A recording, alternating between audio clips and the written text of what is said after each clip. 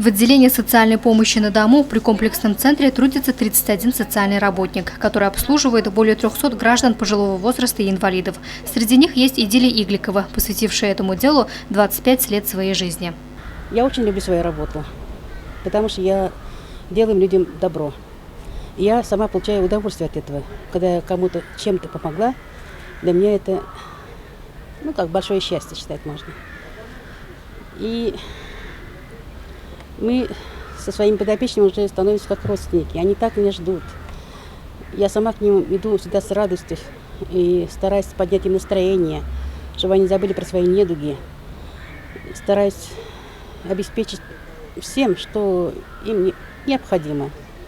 И оплачиваю коммунальные услуги, доставляю продукты, лекарства. Среди подопечных социального работника Дилии Игликовой 9 бабушек. Каждая из них с нетерпением ждет ставшего уже родным человека.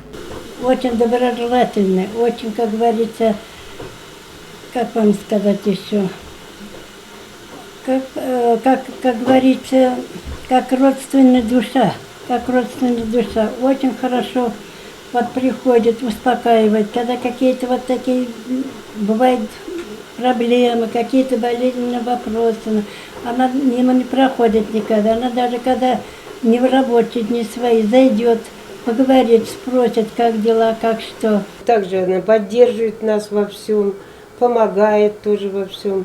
Что бы ни случилось, она всегда придет и успокоит, и, и посоветует, и поможет.